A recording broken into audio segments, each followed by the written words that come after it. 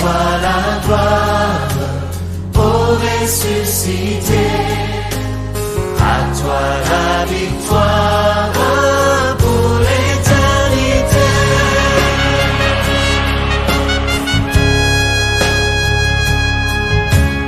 À toi la gloire, ô ressuscité. À toi la victoire. Tu as reçu une parole de Dieu. Tu as reçu un ainsi de l'Éternel. Mais même plus tôt dans ta vie, tu as déjà reçu cette parole. Et juste après, c'est cette question qui revient. Comment cela se fera-t-il? Je me regarde. Je pense à la prophétie. Je pense à la promesse de Dieu. Je pense à la parole de Dieu. Et je me demande comment cela se fait. Comment est-ce que ça va arriver? Je sais ce que je vis. Je sais où j'habite. Je connais la faille de laquelle je suis né. Je connais les limites de ma vie. Je connais les problèmes de ma vie. Mais Dieu me dit que je serai grand. Dieu me dit que j'irai loin. Dieu me dit qu'il me donne le Congo. Dieu me dit qu'il me donne l'Afrique. Dieu me dit qu'il me donne le monde. Il me dit que je vais sillonner le monde. Mais je me regarde. Je me pose la question. Comment cela se fera-t-il?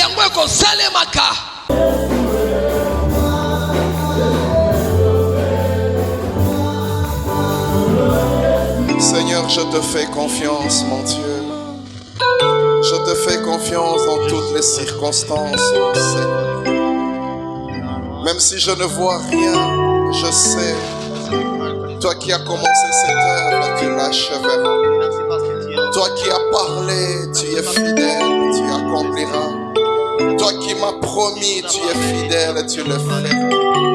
Je sais qu'à un certain moment, il y aura un petit nuage. Et les temps qui vont suivre, il y aura une grande pluie. Je sais qu'à un certain moment, le ciel va s'obscurcir et la pluie du ciel tombera. J'attends, comme tu l'as dit à Habakkuk, j'attends.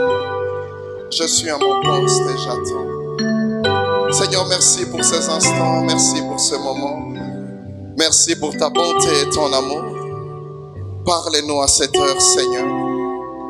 Donne-moi d'être cohérent dans ce message et permets que chacun de nos cœurs reçoive ta parole. Que ça soit une sémence pour affermir la foi de quelqu'un. Au nom de Jésus. Amen. Amen, amen. Amen. Est-ce qu'on peut acclamer notre Dieu? Alléluia. Amen. Amen, amen. Amen. Dieu soit loué. Depuis le mois de mars, on n'a pas vu notre pasteur à l'église. Maintenant qu'il est à l'église, est-ce qu'on peut acclamer notre Dieu? Alléluia. Amen. Amen, amen. Amen. Notre Dieu est bon. Alors nous allons clôturer ces 3 soirées de prière ce dimanche. Amen. Et pour clôturer, j'aimerais que nous puissions lire une seule portion des Écritures. Nous sommes dans Luc 1, 26 à 34.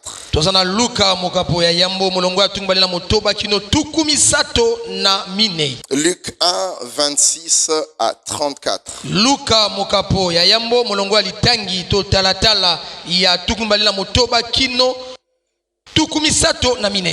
Cette fois-ci, j'ai pris la version Louis II. Et j'aimerais lire rapidement pour nous tous. Luc 1, 26. Au 6e mois, l'ange Gabriel fut envoyé par Dieu dans une ville de Galilée appelée Nazareth, auprès d'une vierge fiancée à la maison de David nommée Joseph. Le nom de la vierge était Marie. L'ange entra chez elle et dit: Je te salue, toi à qui une grâce a été faite, le Seigneur est avec toi. Troublée par cette parole, Marie s'est demandé ce que pouvait signifier une telle salutation. L'ange lui dit, ne crains point, Marie, car tu as trouvé grâce devant Dieu. Et voici, tu deviendras enceinte et tu enfanteras un fils. Tu lui donneras le nom de Jésus. Il sera grand et sera appelé fils du Très-Haut. Et le Seigneur Dieu lui donnera le trône de David, son père. Il régnera sur la maison de Jacob éternellement et son règne n'aura point de fin. Verset 34 pour terminer. Marie dit à l'ange, comment cela se fera-t-il puisque je ne connais point d'homme? Alléluia. Pour clôturer ce jogging de prière, je vous propose ce sous-thème. Comment cela se fera-t-il? Comment cela se fera-t-il? Pourquoi est-ce que je clôture par ce sous-thème? Parce qu'à chaque fois, après une révélation, après avoir reçu la parole de Dieu, après avoir reçu une prophétie, c'est la question qui vient deux fois après. C'est peut-être le cas de quelqu'un pendant les 3 soirées. Tu as reçu une parole de Dieu. Tu as reçu un ainsi dit l'Éternel. Peut-être même plus tôt dans ta vie, tu as déjà reçu cette parole. Et juste après, c'est cette question qui revient. Comment cela se fera-t-il? Comment est-ce que ça va arriver? Dieu m'a dit. Dieu a déposé en moi une parole. Dieu m'a confirmé que ça sera comme ça. Mais je me pose la question, comment cela se fera-t-il? Alléluia. Amen, amen. Vous savez, quand nous sommes en train de recevoir la révélation, des fois, nous sommes dans cette excitation de la révélation. Mais après, c'est comme si la réalité nous rejoignait. Et quand cette réalité vient, c'est là qu'on se pose cette question. Comment cela se fera-t-il? Je me regarde.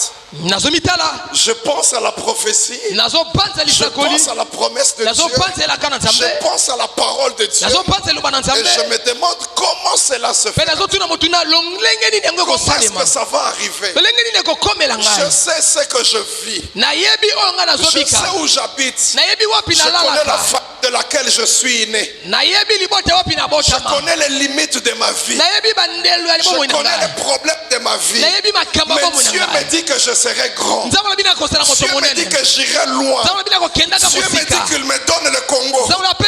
Dieu me dit qu'il me donne l'Afrique. Dieu me dit qu'il me donne le monde. Il me dit que je vais sillonner le monde. Mais je me regarde. Je me pose la question. Comment cela se fera-t-il? Je compare la promesse de Dieu. Je compare les réalités de ma vie. Je me pose cette question. Comment cela se fait? Frères et sœurs, ça n'est pas arrivé qu'à toi. C'est arrivé aussi aux grands que nous voyons dans la Bible. Et aujourd'hui, je veux parler d'un homme dont on a qualifié le père de la foi. Dans Genèse 17, on nous parle de ça. La Bible dit Dieu apparaît à Abraham. Il lui dit, Sarah ta femme, elle s'appelle Sarai, qui veut dire ma princesse. Maintenant tu changes de nom, elle s'appellera Sarah, qui veut dire princesse tout court. Et voici, d'elle tu auras un fils. Et des nations sortiront d'elle. Des enfants viendront d'elle. Des rois même naîtront d'elle. La Bible dit, Abraham s'est prosterné. Mais dans la prosternation, la Bible dit Abraham a commencé à rire. Il est en pleine prosternation, mais il rit. Et il se pose la question, comment un centenaire comme moi? J'aime la version Semeur qui dit, comment un centenaire comme moi? Et comment une femme qui a déjà atteint 99 ans? Comment est-ce que, je vais dire 89 ans, comment est-ce qu'elle peut avoir un enfant? Il est en pleine prosternation. Il vient de recevoir la révélation. Mais il se dit, comment cela se fait? Dieu est devant lui. Toi devant toi, c'était le pas. Amen. Alléluia. Amen. Mais lui, Dieu est devant lui. Il se prosterne. Il sait que c'est l'Éternel qui me parle. Il est devant moi. Mais dans son cœur, il se dit, comment ça va se passer? Je vois moi que je suis. Et la Bible dit il était usé de corps. Il regarde sa femme qui atteint un âge élevé. Elle avait 89 ans à cette époque. Comment une femme de cet âge peut encore enfanter? Il voit la promesse. Il voit les réalités. Il dit comment c'est là. Tu vois ta réalité. Tu vois les promesses. Tu dis comment cela se passe. Des fois il est difficile d'y croire. Je vois ce qui se passe avec Israël. Il se retrouve au niveau de la mer. Il lève les yeux, il voit l'armée égyptienne. La Bible précise que Pharaon était venu avec toute l'armée d'Égypte. Vous savez, dans l'armée, il y a des militaires qui ne sortent pas tous les jours. Vous avez l'habitude de voir les policiers. Vous avez l'habitude de voir la police militaire comme chez nous. Vous avez des fois le temps de voir la garde républicaine. Il y a certaines unités que nous voyons. Mais il y a des unités qui ne sortent que quand il y a guerre. Il y a des armes qui ne sortent que quand il y a une guerre. Déjà, je m'imagine que les Israélites, ces jours-là, ils ont vu des militaires qu'ils n'ont jamais vus. Ils lèvent les yeux. Oh, ils ont commencé à crier. Moïse, nous t'avions dit, pour nous c'est mieux d'être esclaves en Égypte. Il commence à lui dire, n'y avait-il pas de sépulcres en Égypte pour qu'on puisse mourir dans le désert? Nous avions déjà dit. Pourquoi ils parlent comme ça? Ils regardent ce qu'ils sont. Ils regardent l'armée égyptienne. Ils disent pour nous c'est fini. Et dans cette panique, dans cette peur, Moïse se lève. Il prononce une phrase. Il dit, les Égyptiens que vous voyez, vous ne les verrez plus. Dans un moment comme ça, dans une situation comme ça, la parole qui s'élève, elle ne correspond pas à ce que je vis. Moïse, est-ce que tu es sûr de ce que tu nous dis? Quand vous lisez la Bible, vous vous rendez compte que même Moïse qui avait la révélation, lui aussi il avait peur. Quand vous lisez la Bible, quand il a terminé de parler, la Bible dit, le Seigneur lui a dit, pourquoi tu cries vers moi, Moïse? Ordonne les enfants d'Israël commencent à se mettre en marche. Ça veut dire que lui-même, il a parlé, il a déclaré. Mais quand il a fini de déclarer, lui-même a regardé les Israéliens, les Égyptiens. Il a regardé la guerre. Il s'est retourné vers Dieu et dit, Seigneur, si tu n'agis pas, ça sera terrible. C'est ce qui arrive des fois dans nos vies. Quand tu as eu un rêve, Dieu t'a parlé. Quand tu t'es réveillé, tu dis non. Je suis sûr que ça s'accomplira. Un jour, 2 jours passent. Tu commences à dire à Dieu, Seigneur, je ne crois plus. Je crois que c'est difficile. Ce jour-là, Abraham a dit à Dieu, quand il a terminé de se prosterner, il s'est relevé, il a dit à Dieu, laisse qu'Ismaël vive devant toi. Parce que Isaac, je ne vois pas comment cela se fera-t-il. Mais Dieu qui connaît sa puissance, il a dit non. Sarah telle que tu la vois, elle aura un enfant. Alléluia. J'aimerais dire à quelqu'un, tel que tu te vois là, ces paroles s'accompliront. Elles s'accompliront certainement. Alléluia. Amen. Frères et sœurs, Élisée, il se retrouve dans un temps de crise. La Bible dit, il est arrivé même que les gens commencent à manger leurs enfants. J'ai beaucoup aimé un homme de Dieu qui a dit, si on est arrivé au niveau de manger les enfants, ça veut dire que tous les animaux étaient déjà passés. Les chiens, les chats, les lézards, tout était déjà passé. Et pendant cette crise, Élisée s'élève. Il dit demain. Il ne dit pas dans 6 mois. Il ne dit pas dans 1 année. Il dit demain, le prix de la nourriture va baisser. Il va baisser pourquoi? Parce que l'offre va excéder la demande. Il y en aura tellement. Il y en aura beaucoup. La Bible dit l'aide de camp qui se tient à côté du roi. Il a regardé Élisée. Je m'imagine que c'était un économiste. Je m'imagine que c'était un scientifique. Je m'imagine qu'il a fait ses calculs. Il a réfléchi avec les théories économiques.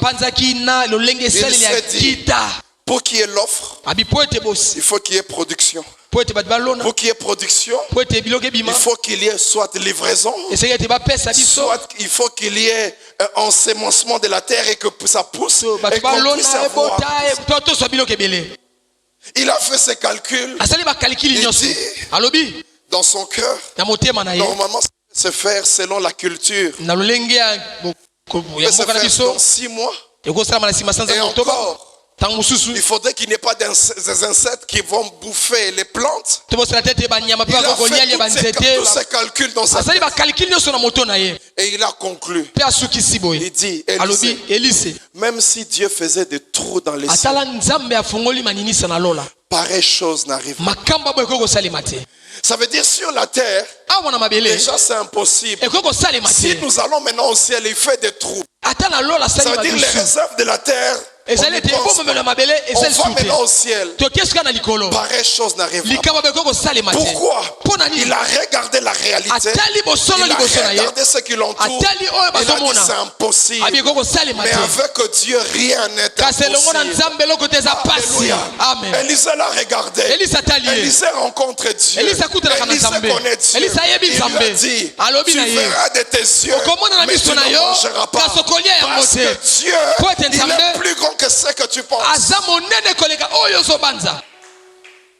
Si ce matin tu te poses cette question, après le jogging de prière, et peut-être même avant, tu t'es toujours posé la question, c'est que Dieu m'avait dit. Comment cela se passe? Comment est-ce que ça va arriver? J'ai une seule réponse à te donner. Il y en a plusieurs dans la Bible. Mais j'ai une seule réponse aujourd'hui. Nous lisons dans Ésaïe 55. Ésaïe 55.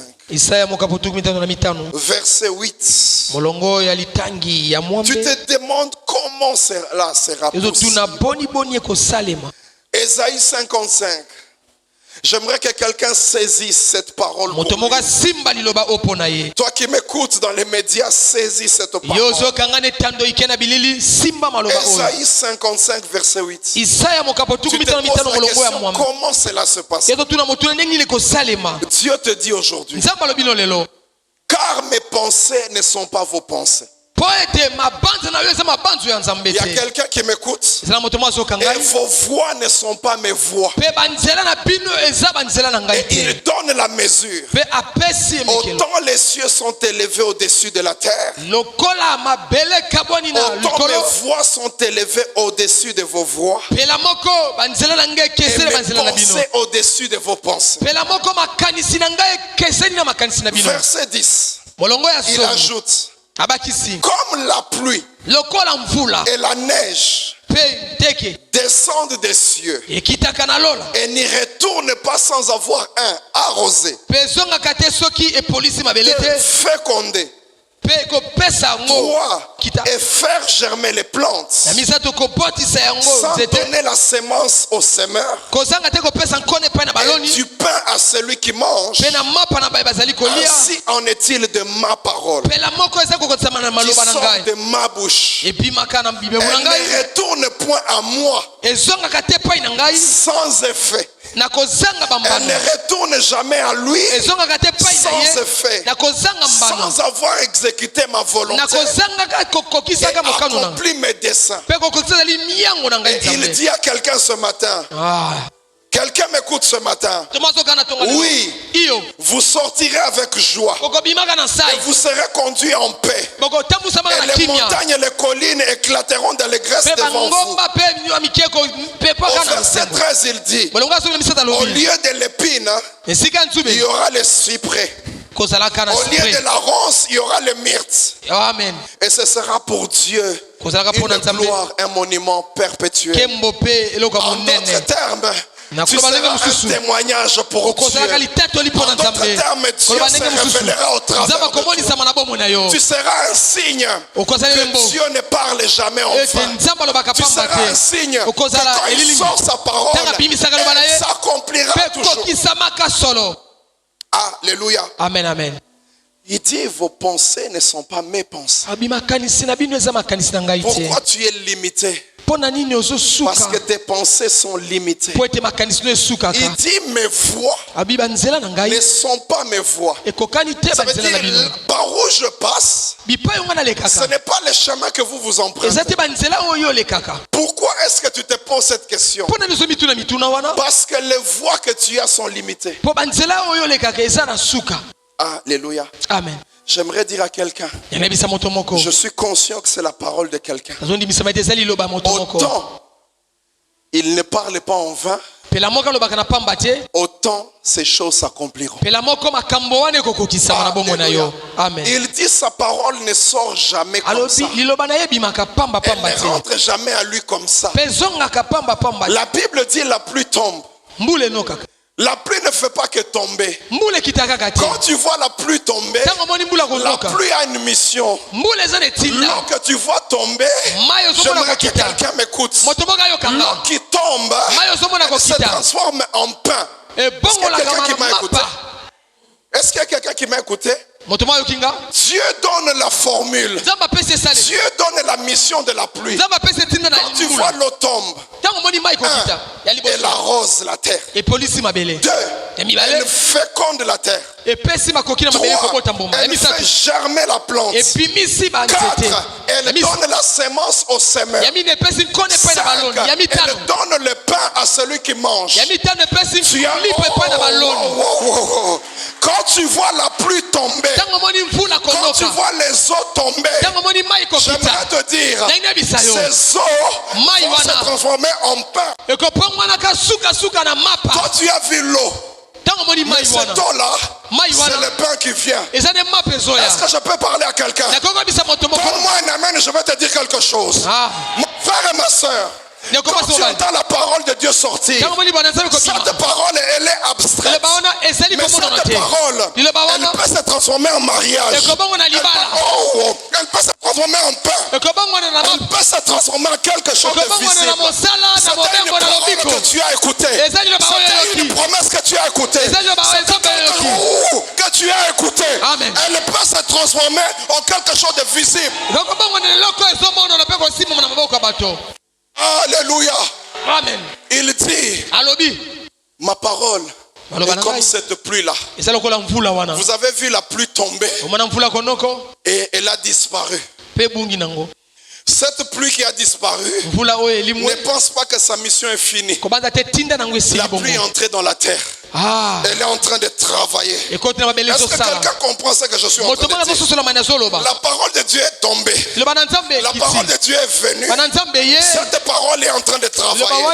Aujourd'hui dans ta vie on ne voit rien, mais elle est en train de travailler. Elle est en train d'arroser. Elle est en train de féconder. Elle est en train de s'émancer. Quand ça va sortir, ça sera quelque chose de visible. Je vais dire à quelqu'un, tu as entendu.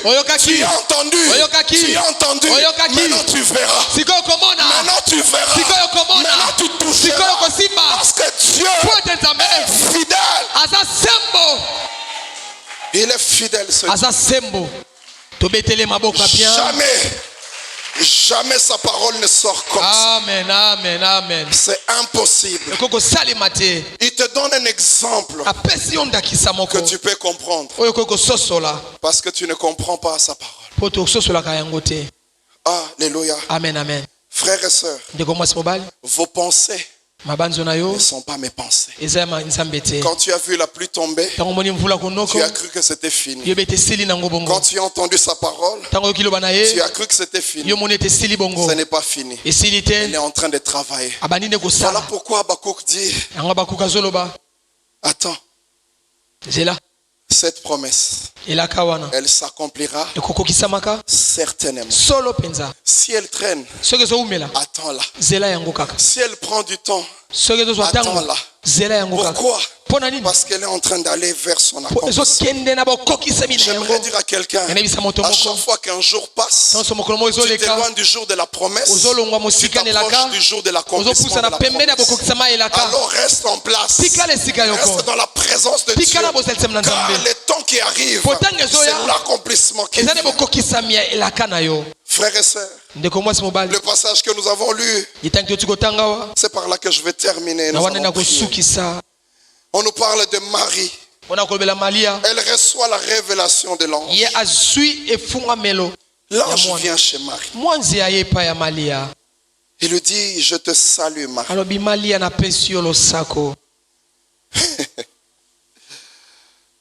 Toi à qui une grâce a été faite.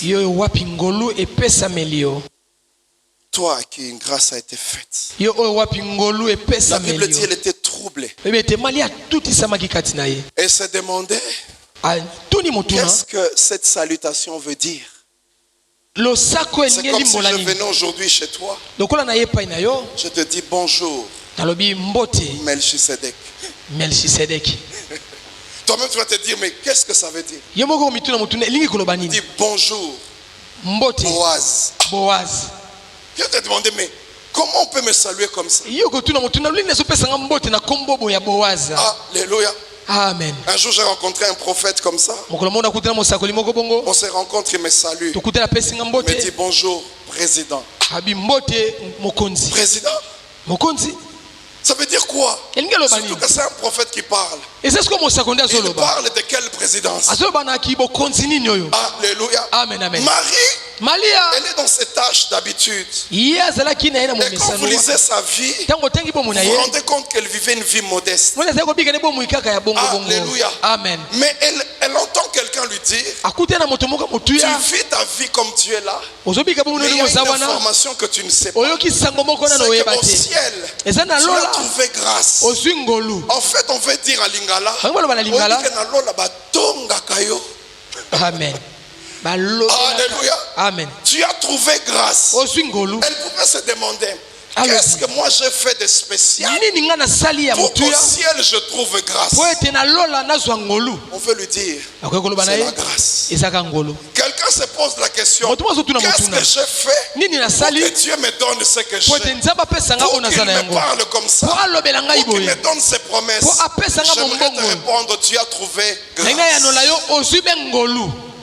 Alléluia. Amen. Elle était troublée. Et pendant qu'elle était troublée, l'ange ajoute, ne crains rien. Voici.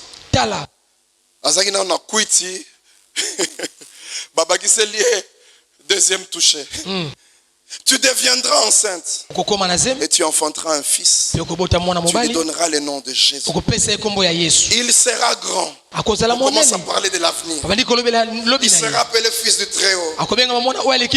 Il régnera sur le trône de David son père. Il régnera sur la maison de Jacob éternellement. Et son règne n'aura pas de fin. Marie écoute. Elle entend la promesse. Elle entend la prophétie. Elle compare à ce qu'elle est. Elle pose la même question que comment? Elle ajoute, puisque je ne connais point d'homme. En d'autres termes, elle veut dire, je ne connais qu'une seule voie pour avoir des enfants. C'est seulement quand on connaît un homme. Mais là, je veux lui dire, au-delà de cette voie-là, il y a aussi d'autres voies. Alléluia. Toi, tu ne connais qu'un seul chemin. Toi, pour toi, c'est l'oncle qui est dans ta vie qui peut te bénir. C'est la tante, ce sont les parents. J'aimerais te dire, au-delà des parents, des tantes et des oncles, il y a une autre voie que seul Dieu connaît. Il y a un autre chemin que seul Dieu connaît.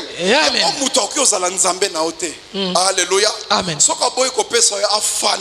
Parce que na lola oyo ozwi na sete na lola ekoki kokita. Amen.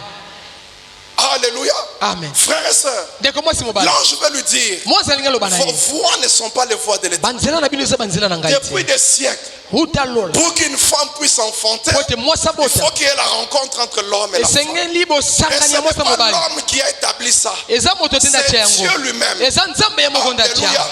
Et nous suivons ça. Mais j'aimerais vous dire, Dieu, lui qui a fait sa loi, il est capable de casser la loi pour introduire quelque chose de nouveau. Est-ce que quelqu'un qui m'écoute? Il est possible qu'avec Dieu, ce qu'il a placé comme loi, il est capable de casser ça parce que tu as trouvé grâce.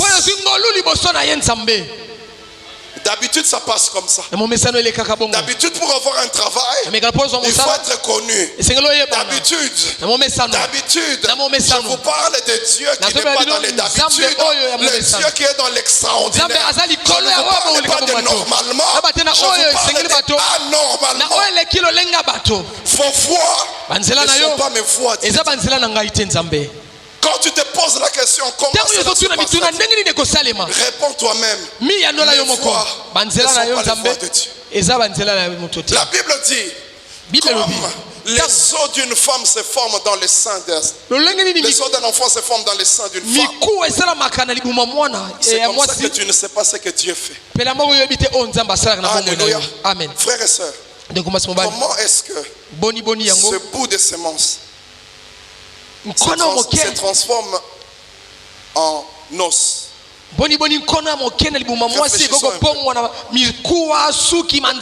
que les mamans sont là?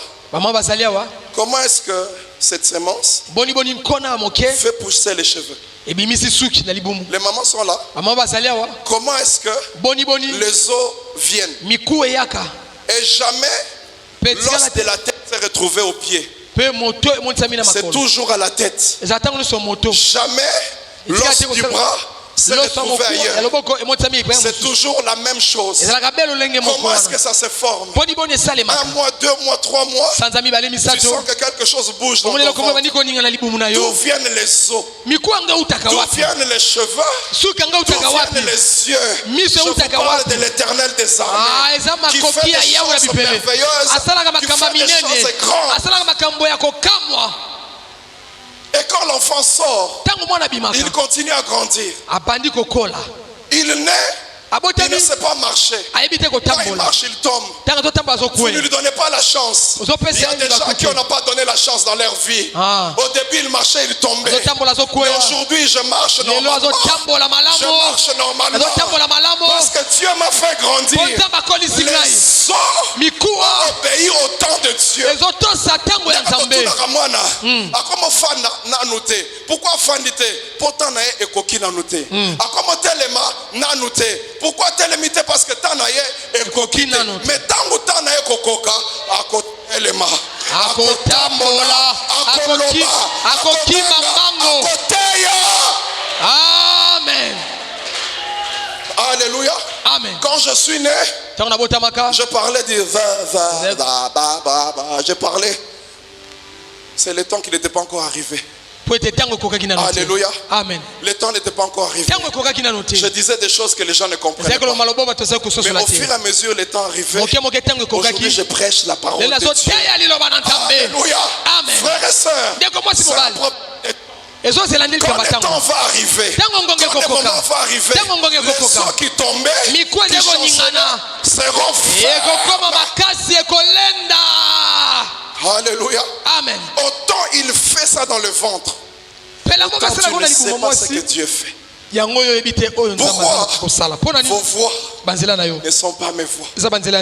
Alléluia. Amen. Vos pensées ne sont pas mes pensées. Cette femme, elle a posé cette question. Et la réponse de l'ange. Mes frères, si vous voulez que Dieu vous explique, vous n'allez pas comprendre. Voilà pourquoi il vous dit toujours, gardez silence, je combattrai pour vous. Parce que vous n'allez pas comprendre. Elle a posé la question à l'ange. L'ange lui dit, écoute l'explication. Moi je n'ai jamais compris. Toi peut-être tu as un niveau de révélation. Tu peux nous expliquer. L'ange lui a dit, Marie, le Saint-Esprit viendra sur toi. Première étape. Se couvrira de son ombre. Et pouf, tu vas concevoir. Expliquez-moi. Je ne sais pas à quel niveau il était. Le Saint-Esprit. Est-ce qu'elle a fait des enseignements sur le Saint-Esprit? Je ne sais pas. Viendra comment? Vous savez, des fois, quand Dieu essaie de vous expliquer, c'est comme un jour notre pasteur disait, c'est comme si tu veux expliquer le fonctionnement de l'ordinateur à une fourmi. Alléluia. Maman, est-ce que tu te rappelles de ça? Maman Marie, est-ce que tu te rappelles du jour où le pasteur avait dit ça? Il dit, l'ordinateur, tu veux expliquer ça au cerveau de la fourmi. Si tu veux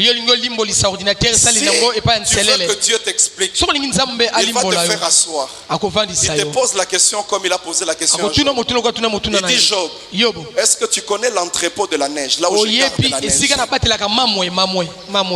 Alléluia. Amen. Il a dit à Job, est-ce que tu sais sur quoi est soutenue la terre? Quand tu vois la terre, il a dit, Job, quand tu vois le rhinocéros, sa peau là, est-ce que tu sais de quoi elle est faite? Si Dieu commence à t'expliquer, tu seras limité. Alléluia. Amen. Alors quand l'ange a expliqué, je suis sûr que Marie n'avait pas compris. Alors l'ange est descendu sur quelque chose qu'elle va comprendre. Il dit, Marie, tu connais Élisabeth, ta proche parente, celle que tu connais, celle que tout le monde avait qualifiée de stérile. En fait, elle n'était pas stérile. C'est seulement que le temps de Dieu n'était pas encore. Pendant tout ce temps, les gens ont eu raison. Jusqu'à ce que celui qui se lève le dernier puisse parler. Quand il a parlé, tout le monde s'est dit, hey, nous pensions qu'elle était stérile. Hey, nous pensions que son histoire se terminera comme ça. Hey, nous pensions que ça sera comme ça. Mais dans le temps, les choses ont changé. Il y a des choses que tu ne recevras pas à la naissance. Il y a des choses que tu ne recevras pas au début. Il y a des choses que tu recevras dans le parcours avec Dieu. Alléluia. Amen. Amen, amen. Amen. On pensait qu'elle était, tout le monde disait qu'elle était stérile. Mais j'aimerais te dire, elle est maintenant dans son 6e mois. Qu'est-ce que l'ange veut dire? L'ange veut dire, on avait annoncé qu'Élisabeth allait avoir un enfant. On l'avait annoncé. Mais aujourd'hui, ça fait 6 mois que cette parole s'est accomplie. Donc pour toi, le même Dieu qui a dit ces choses, c'est le même Dieu qui accomplira. Comme j'ai toujours dit, si tu as vu un miracle hier, tu en verras demain. Parce que le Dieu d'hier, c'est le Dieu de demain. Il est le même hier, aujourd'hui, éternellement. Certaines choses que Dieu fait dans ta vie, il y a des miracles qui sont des signes pour toi, pour l'avenir. Tu as vu tellement de choses dans ta vie.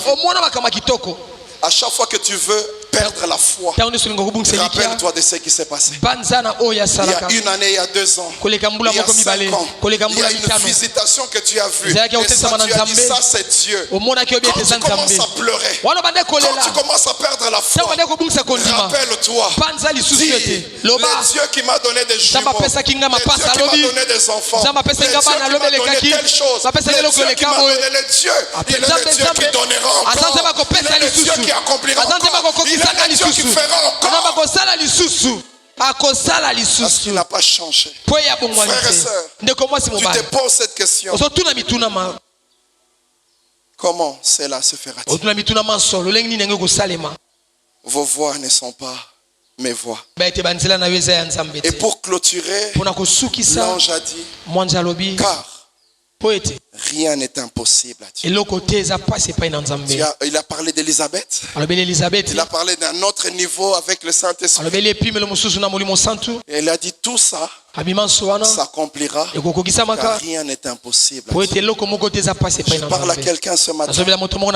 Tout ça s'accomplira, car rien n'est impossible à Dieu. Ce qui est impossible pour toi ne l'est pas pour Dieu. Ce qui t'étonne aujourd'hui ne donne pas Dieu. Comment cela se passera? Ces voix ne sont pas nos voix. Frères et sœurs, laisse-moi terminer et nous allons prier. C'est un témoignage que nous avons reçu. Une dame qui passait des moments très difficiles. Aucune provision à la maison. Les enfants avaient faim. Il n'y avait rien, alors rien. Elle a commencé à prier. Seigneur, il n'y a rien à la maison. Ce mois-ci, on ne sait pas comment on va faire. Peut-être c'est des questions que tu te poses ce matin. Je ne sais pas comment ça va se passer. On a annoncé la rentrée scolaire. Je ne sais pas comment ça va se passer. On a annoncé telle chose. Je ne sais pas comment ça va se passer. Il y a un programme, je ne sais pas. Et pendant qu'elle priait, elle entend une voix lui dire, lève-toi, va dans tel supermarché. Tu auras tout ce dont tu as besoin. Elle dit à Dieu, comment cela se fera-t-il? Je n'ai pas d'argent. Je ne suis pas connu là-bas. Dieu lui a dit, lève-toi et vas-y.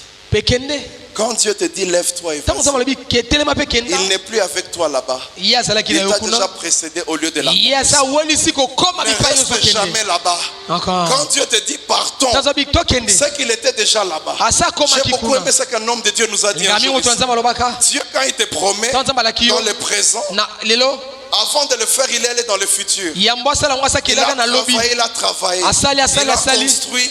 Quand il dit tout est accompli dans le futur, il vient maintenant dans le présent. Il te dit je ferai de toi un roi. En fait, quand il a dit, il avait déjà fait. Le seul problème, c'est le temps pour arriver vers le futur. Alléluia. Amen. Voilà pourquoi vous voyez des gens commencer à adorer Dieu même avant l'accomplissement. Vous voyez des gens commencer à célébrer Dieu avant l'accomplissement. Parce que dans leur expérience, ils savent que quand Dieu parle, il n'est jamais un homme pour mentir, ni un fils d'homme pour se repentir. Ce qu'il dit, il l'a déjà fait. La dame s'est levée, mais avec des doutes. Elle arrive dans le supermarché. Vous savez, quand vous entrez dans un supermarché, il y a toujours les grands caddies et les petits paniers. Sa foi, c'était le petit panier. Dieu lui dit non, prends les gros caddies. Elle prend un, Dieu lui dit prends même deux. Je n'ai pas d'argent. Alors elle a commencé à réfléchir. Le supermarché, il y a beaucoup de gens. Sûrement que je vais rencontrer un ami. Sûrement que je vais rencontrer un frère de l'église. Sûrement que Dieu va chez quelqu'un qui va payer ma facture. Elle a commencé à mettre les histoires. Mais quand elle met des histoires, il y en a qu'elle met, elle regarde les prix, elle les met. J'aimerais dire à quelqu'un, ne regarde pas les prix. Dieu est capable. Ne regarde pas le prix. Dieu est capable. Elle regarde comme ça. Ah, Seigneur. Elle a ajouté. Elle a pris deux caddies, elle arrive à la caisse. Quand elle arrive à la caisse, elle a toujours sa voix à elle. C'est que quelqu'un va la reconnaître et venir payer. Tu arrives à la caisse, tu commences à laisser passer les gens en attendant les miracles. J'aimerais dire à quelqu'un, les voix de Dieu ne sont pas mauvaises. Alléluia. Amen. Frères et sœurs, elle attendait. Elle s'est dit ok, je me lance. Elle arrive à la première caisse. On lui dit non, ici on a déjà clôturé. Va à la deuxième caisse. Oh. Ok. Deuxième caisse, on dit non, pas ici. Aussi, on a clôturé, va à la troisième caisse. Vous savez, il arrive des fois, tu as l'impression que tu es en train de reculer. Tu as l'impression qu'on est en train de te rejeter. J'aimerais te dire, tu es en train de t'approcher du miracle. Alléluia. Je disais un jour ici, quand tu quittes l'Égypte, la première destination c'est le désert. Mais j'aimerais te dire, plus tu marches dans le désert, plus tu t'éloignes de l'Égypte, mais tu t'approches de Canaan. Alors j'aimerais dire à quelqu'un, continue à avancer. Elle est partie, la première caisse, on dit non. Deuxième caisse, non. Troisième caisse. Vous savez, il y a des moments où la foi s'arrête. La dame lui dit, viens. Tu sais, quand on te dit comme ça au supermarché, si tu as l'argent, tu es pressé de donner. Mais quand tu n'as pas l'argent, tu donnes timidement. Tu es en train de dire, Seigneur,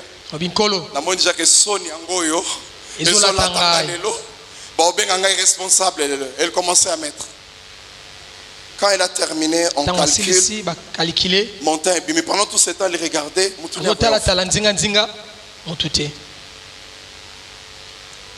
Après, elle entend. Vous savez, on met souvent la musique dans les supermarchés. La musique s'est arrêtée. Quelqu'un a parlé au micro. Il a dit, ça fait plusieurs jours, je crois que c'était plusieurs mois. Il y avait une tombola dans le supermarché. Il y a un ticket, un numéro qu'on avait prévu. Ce numéro-là, celui qui l'aura pourra acheter tout ce qu'il veut dans le supermarché. Il ne paiera rien. Elle entend seulement poum, poum, poum. On ne dit pas caisse numéro 1, on ne dit pas caisse numéro 2, on dit caisse numéro 3. Oh! On dit la dame qui est caisse numéro 3, le ticket, elle regarde son ticket, elle regarde le montant, on dit tout ce que tu as pris est à la charge du supermarché. Tu peux partir. La dame a commencé à sauter. A dit celui-là quand il parle, il accomplit. Mais quand elle a arrêté de chanter, elle a regretté. Elle a regardé la télé-placement. J'aurais dû mettre la télé. Elle a regardé le frigo. J'aurais dû. J'aimerais te dire, quand Dieu te dit, ne regarde pas le prix. Ne regarde pas le prix. L'Éternel est capable. Lèvons-nous, nous allons prier. Oh Jésus. À toi la gloire, ô ressuscité. À toi la victoire.